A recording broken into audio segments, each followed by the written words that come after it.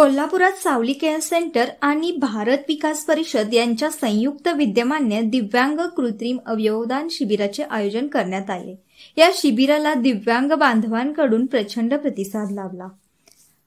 शिबिराची सुरुवात आज सकाळी 9 वाजता भारत माता आणि स्वामी विवेकानंद यांच्या प्रतिमा पूजनाने झाली।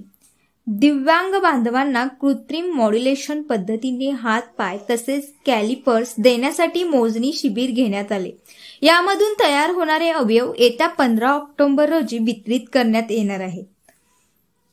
कोल्हापूर, सिंधुदुर्ग, रत्नागिरी, सांगली, कराड, बेळगाव आणि निप्पाणी या भागातून तब्बल 201 दिव्यांग बांधवांनी शिबिराचा लाभ घेतला। प्रत्येक दिव्यांगाबरोबर आलेल्या व्यक्तीसाठी चहा, पाणी आणि भोजनाची मोफत सोय सावलीतर्फे करण्यात आली होती।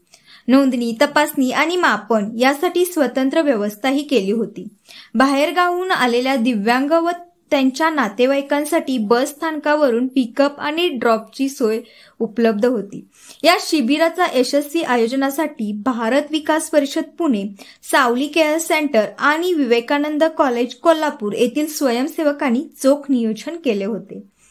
दिव्यांगांची नोंदणी, कक्षापर्यंत आणणे, भोजनाची व्यवस्था तसेच हातपायाचे माप घेणे या प्रत्येक प्रक्रियेत स्वयंसेवकांनी अगदी काळजीपूर्वक मदत केली।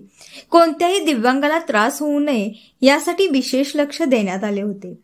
अशा प्रकारच्या उपक्रमांमुळे दिव्यांग बांधवांच्या जीवनात नवा उत्साह संचारत असून समाजात सकारात्मकतेचा संदेश दिला जात आहे। अशाच प्रेरणादायी बातम्यांसाठी सबस्क्राईब करा इंडियन पोलीस मित्र भारत न्यूज चॅनेलला।